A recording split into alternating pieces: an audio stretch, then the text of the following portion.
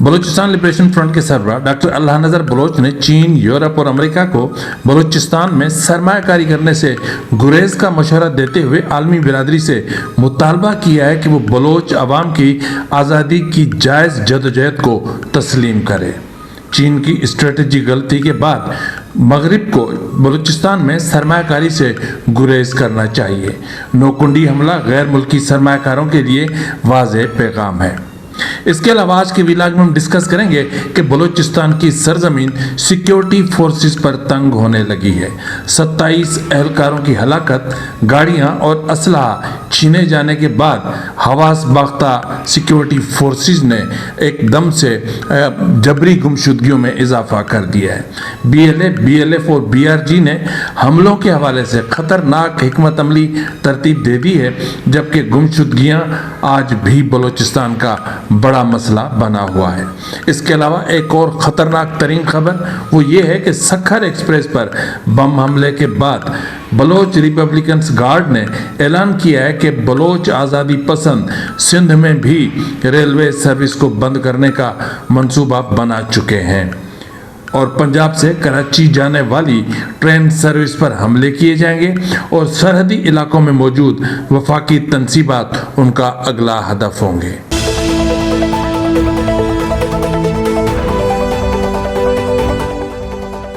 بسم اللہ الرحمن الرحیم۔ السلام علیکم ناظرین، یہ فرواز NB نیوز، میں ہوں آپ کا میزبان نواز بھٹو ایک نئے ویلاگ کے ساتھ۔ آپ سے وہی گزارش ہے کہ ابھی تک اگر آپ نے میرے چینل کو سبسکرائب نہیں کیا تو پلیز کر لیں، بیل آئکن بھی ضرور پریس کیا کریں، لائک بھی کر دیا کریں، شیئر بھی کر دیا کریں اور کوشش کیا کریں کہ آپ اپنی تجاویز سے مجھے آگاہ کریں اور کمنٹ باکس میں آپ اپنی آراء سے آگاہ کریں۔ آج کا جو اہم ترین ایشو ہے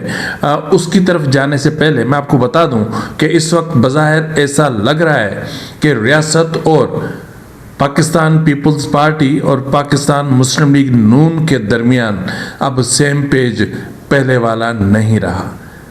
سیم پیج پھٹتا ہوا دکھائی دے رہا ہے اور ملٹری اسٹیبلشمنٹ ان دونوں جماعتوں سے کنارہ کشی اختیار کرتی دکھائی دے رہی ہے۔ جب یہ اس وقت محسوس کیا جاتا ہے جب ریاست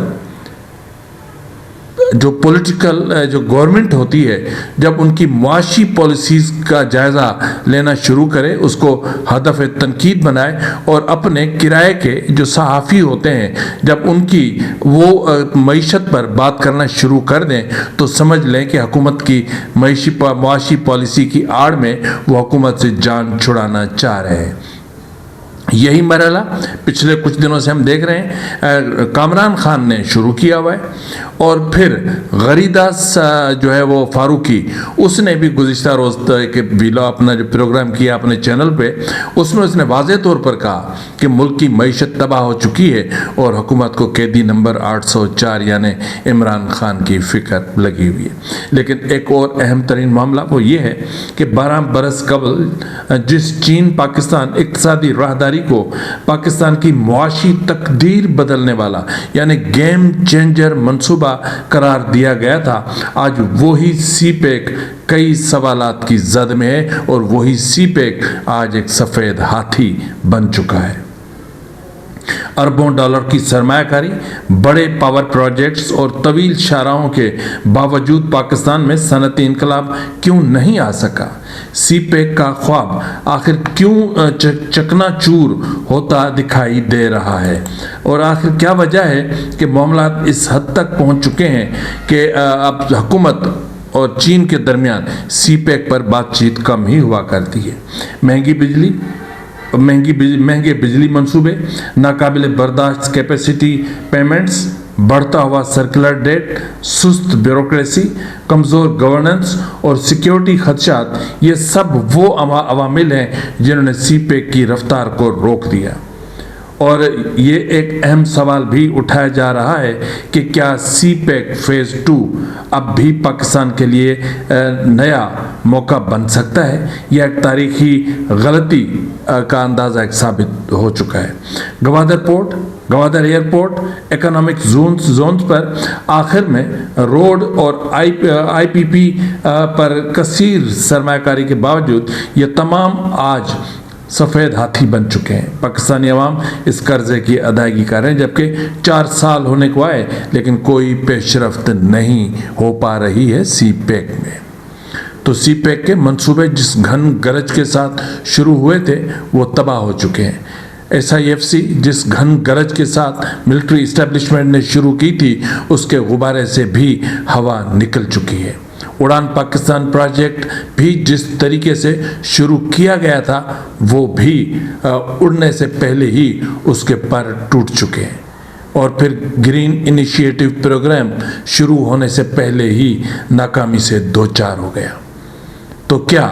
ملٹری اسٹیبلشمنٹ اور موجودہ حکومت جو سیم پیج پر مضبوطی کے ساتھ کھڑے ہوئے ہیں اور ملٹری اسٹیبلشمنٹ کی خادم بن کے وفاقی حکومت چل رہی ہے اور یس سر کے علاوہ ان کو کچھ نہیں آتا، کیا اب ان کی رخصتی کا وقت آیا چاہتا ہے؟ یہ ایک بہت بڑا سوال ہے، اس پر آپ سوچیے گا۔ لیکن اس وقت جو بلوچستان کی صورتحال ہے وہ بہت ہی تشویشناک ہے، اور اس سے پہلے کہ میں آپ کو بتاؤں کہ ڈاکٹر اللہ نذر بلوچ نے مغرب کو، امریکہ کو، بالخصوص چائنا کو اور مشرق وسطیٰ کو جو ہے وہ اور خلیجی ممالک کو جس انداز میں سرمایہ کاری کرنے سے منع کیا ہے، وہ ایک بہت بڑا ایک اسٹیٹمنٹ ہے جو یوں سمجھ لیں کہ پاکستان کی جو خواب ہے بلوچستان میں سرمایہ کاری کے حوالے سے اس کو چکنا چور کرتا ہوا دکھائی دے رہا ہے۔ لیکن اس سے پہلے میں آپ کو بتا دوں کہ بلوچستان میں سیکیورٹی فورسز کے لیے بلوچستان کی سرزمین تنگ ہوتی ہوئی دکھائی دے رہی ہے، بلکہ تنگ ہو چکی ہے۔ پچھلے کچھ دنوں سے جس انداز میں حملے ہوئے ہیں سیکیورٹی فورسز پر، وہ اپنے آپ میں ریاست کے لیے ایک بہت بڑا چیلنج ہے اور ریاست کے لیے بہت بڑی ناکامی کا سبب بنا ہوا ہے۔ اگر ہم جو پچھلے 24 گھنٹوں کا بھی جائزہ لیں تو بھی جو اعداد و شمار سامنے آتے ہیں وہ چونکا دینے والے ہیں، یعنی سیکیورٹی فورسز کی ناکامی کا منہ بولتا ثبوت ہے۔ بلوچ لبریشن آرمی کے سرمچاروں نے سنی، کوئٹہ، کیچ، پنجگور اور بلیدہ میں مختلف حملوں کے دوران پاکستانی فوج کو نشانہ بنایا۔ ان کارروائیوں میں شہر کا کنٹرول حاصل کرنا اور فوج کی رسد کو تحویل میں لینا شامل تھا۔ ان حملوں کے نتیجے میں فوج کے 12 اہلکار کی ہلاکت کا دعویٰ بھی کیا جا رہا ہے، جبکہ مختلف جھڑپوں میں بلوچ لبریشن آرمی کے 3 سرمچار بھی جان کی بازی ہار چکے ہیں، جن کی شناخت اسماعیل عرف صوفی ولد دین محمد جتوئی، عصمت اللہ ساتکزئی عرف سراج ولد ٹکری اور سجاد زہری عرف سارنگ ولد محمد اسلم زہری شامل ہیں۔ یہ بہت بڑا جو ہے وہ ایک فگر ہے جس کا دعویٰ کیا جا رہا ہے۔ اس کے علاوہ بلوچستان کا ایک اہم ترین علاقہ ہے خوزدار کا علاقہ ہے زہری، جہاں بلوچ سرمچاروں نے فوج پر ایک بار پھر بڑا حملہ کیا ہے، جس میں 8 سے زیادہ اہلکاروں کی ہلاکت کا دعویٰ کیا جا رہا ہے۔ زہری حملے میں 13 سے زائد فوجی گاڑیوں کے قافلے کو نشانہ بنایا گیا۔ دھماکے میں ایک گاڑی تباہ ہو گئی اور حملہ آوروں نے اہلکاروں کا اسلحہ اور گاڑیاں چھین لی اور پھر گھات لگا کر ان پر متواتر فائرنگ بھی کرتے رہے۔ اس کے علاوہ BLF نے مند، تربت، آواران اور مشکے میں حملے کیے، جن میں 7 اہلکاروں کی ہلاکت کا دعویٰ کیا جا رہا ہے اور ایک کوارڈ کاپٹر کو بھی مار گرانے کی بات کی جا رہی ہے۔ اس کے علاوہ کولوا میں جو ہے مسلح افراد نے سیکیورٹی فورسز کے قافلے کو شدید حملے میں نشانہ بنایا، جس کے نتیجے میں متعدد اہلکاروں کی ہلاکت اور زخمی ہونے کا دعویٰ کیا گیا۔ کولوا کے علاقے گیشکور میں واسنی بازار میں جہاں پر جو مختلف ایمبولنسز کو وہاں آتے جاتے دیکھا گیا اور ایک گاڑی اس حملے میں مکمل طور پر تباہ ہو چکی ہے۔ بلوچستان کے ضلع ڈیرہ بگٹی کے علاقے سوئی میں نامعلوم افراد نے ٹاؤن چیئرمین کے دفتر پر دستی بم سے حملہ کیا ہے۔ اس کے علاوہ مند میں فوج کے قافلے کو سیکیورٹی فراہم کرنے والے اہلکاروں پر IED بم دھماکہ کیا گیا، اس کا حملہ کیا گیا ان پر، اور دشت میں بیری کے مقام پر فوج کی چیک پوسٹ پر حملہ کیا گیا۔ مسلح افراد نے کیمروں کو بھی نشانہ بنا کر تباہ کر دیا ہے۔ یہ ہے پچھلے 24 گھنٹوں میں بلوچستان کی صورتحال کہ جہاں میں دیکھ سکتا ہوں کہ سیکیورٹی فورسز کے لیے بلوچستان کی سرزمین سکڑ رہی ہے، تنگ ہو رہی ہے، اور وہاں پر پے در پے ہونے والی اموات نے سیکیورٹی فورسز کے حواس ہوش اڑا کر رکھ دیے ہیں، حواس باختہ ہو گئے ہیں، ان کو کچھ سمجھ میں نہیں آ رہا کہ ہم نے کیا کرنا ہے۔ یوں سمجھ لیں کہ اگر آپ ان کا اپنا معائنہ کروائیں، D G I S P R lieutenant general Ahmed Sharif Chaudhry نے کہا تھا نا عمران خان کو کہ وہ ذہنی مریض ہو چکے ہیں، لیکن اگر بلوچستان میں 3 سال سے ڈیوٹی کرنے والے جتنے بھی سیکیورٹی فورسز کے اہلکار ہیں ان کا اگر آپ معائنہ کروائیں گے، طبی معائنہ، تو آپ کو لگے گا کہ وہ بیچارے بھی ذہنی مریض ہو چکے ہیں، وہ ان کے دماغ ساکت ہو چکے ہیں، سن ہو چکے ہیں، ان کو کچھ سمجھ میں نہیں آ رہا کہ کیا کریں۔ یہی وجہ ہے کہ پہلے بلوچستان میں جو ٹرین سسٹم ہے اس پر اٹیک کیے جاتے تھے، لیکن اب بی آر جی نے، جس طرح میں نے کہا کہ ایک بہت بڑی حکمت عملی بنائی گئی ہے، جو ہے وہ سیکیورٹی فورسز اپنا ان کی بلوچستان کے جو وہ ہیں بی ایل ایف اور بی آر جی نے حملوں کے حوالے سے خطرناک حکمت عملی ترتیب دے دی ہے، اور جبری گمشدگیاں بھی مسئلہ ہے۔ تو یہ جو خطرناک حکمت عملی ہے اس کے تحت جو بی آر جی ہے وہ اب ٹرین پر اٹیک کیا کرے گی۔ تو بی آر جی نے کہا ہے پچھلے گزشتہ روز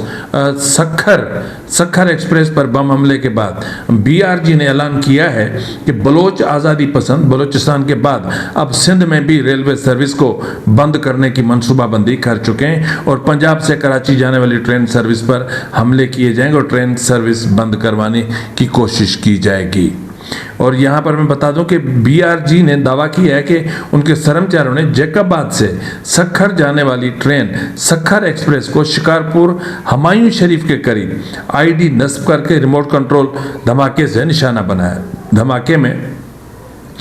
ٹریک اور ٹرین کو بھی شدید نقصان پہنچا ہے۔ رواں سال بی آر جی کی جانب سے ٹریک کو 14 سے زیادہ اس پر حملے کیے جا چکے ہیں۔ اب سندھ میں جو حملے کیے جانے کی بات کی جا رہی ہے، یقیناً بی آر جی جو خدمات انجام حاصل کرے گی وہ کرے گی جے سندھ لبریشن آرمی کے حوالے سے، اور ان کے یہاں پر جو بھی اکا دکا یا گنے چنے لوگ ہیں ان کی خدمات حاصل کی جائیں گی۔ اور یہ بھی فیصلہ کیا گیا ہے کہ بلوچستان اور سندھ کے سرحدی علاقوں سے ملحقہ جو وفاقی تنصیبات ہیں ان کو بھی ہدف بنایا جائے گا،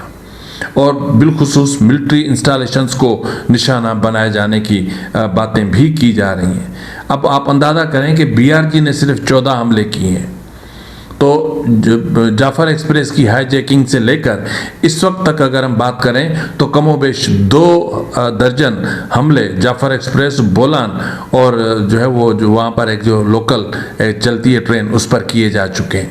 24 سے زائد حملے، یہ بہت بڑا فگر ہے۔ تو یہ ریاستی اداروں کی بدترین ناکامی کی بات ہوتی ہے۔ لیکن اگر ہم پھر بات کریں جبری گمشدگیوں کے حوالے سے تو بلوچستان میں جبری گمشدگیاں بھی ایک بہت بڑا المیہ بنی ہوئی ہیں۔ اب اگر ہم ایک اور بات کریں وہ یہ ہے کہ پچھلے 7 مہینے سے مہاجبین بلوچ پاکستانی فوج کے عقوبت خانوں میں قید ہے۔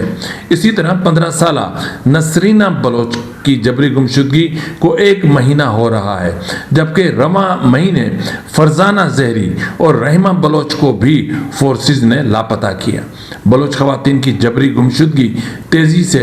بڑھ رہی ہے، لیکن احتجاج کہیں دکھائی نہیں دیتا۔ اسی طرح اگر ہم بات کریں تو جبری لاپتہ بلوچ خواتین اور بلوچ یکجہتی کمیٹی کے گرفتار رہنماؤں کے خلاف ہونے والی زیادتیاں بھیانک شکل اختیار کرتی دکھائی دیتی ہیں۔ پرامن آوازوں کو دبانے کی بجائے جو ہے وہ انصاف فراہم کیا جائے، جبری گمشدگیوں کا خاتمہ کیا جائے اور تمام بے گناہ افراد کو فوری رہا کیا جائے، یہ مطالبہ ہونا چاہیے بلوچستان کے ہر بلوچ کا۔ بی وائی سی کی طرف سے بلوچوں کو بار بار یک آواز ہو کر اس معاملے پر آواز اٹھانے کا مطالبہ کر رہے ہیں۔ وہ بار بار ان کے ضمیر کو جھنجھوڑ رہے ہیں، ان کے ضمیر کو جگا رہے ہیں کہ اٹھو، کہ آپ کی بیٹیوں کی زندگیاں اور عزتیں خطرے میں ہیں۔ لیکن افسوس کی بات یہ ہے کہ بلوچستان کی گلیوں میں سناٹا سا چھایا ہوا ہے۔ اسی طرح اگر ہم بات کریں تو تربت میں ایک بہت ہی بھیانک سانحہ رونما ہوا ہے۔ وہاں 2 کم سن طالب علم بچے تھے، ان کو فورسز نے جبری طور پر گمشدگی کا نشانہ بنایا۔ تربت کے علاقے کولوائی بازار آبسر سے 2 طالب علموں کو ایک ساتھ حراست میں لیا گیا، جن کے بعد ان کا کوئی سراغ نہیں مل سکا۔ لاپتہ ہونے والوں میں جماعت ہشتم کا طالب علم نیک بخت حسین ولد غلام حسین شامل ہے، جو 15 دسمبر کو گھر سے بازار میں واقع ایک کمپیوٹر سینٹر جا رہا تھا کہ راستے میں اس کو حراست میں لیا گیا۔ دوسرا طالب علم 14 سالہ صابر ولد عبد المجید ہے، جس کا تعلق علاقے سامی سے بتایا جاتا ہے، وہ بھی کولوائی بازار کا رہائشی ہے اور ان دونوں کو گم کر دیا گیا ہے۔ اب ان بچوں کی آپ عمریں دیکھ سکتے ہیں۔ کیا یہ قانون ہے؟ اس سے پہلے آپ کو یاد ہوگا کہ کم سن ترین معصوم سے بچے جس نے غلطی سے شاید کوئی اسپیچ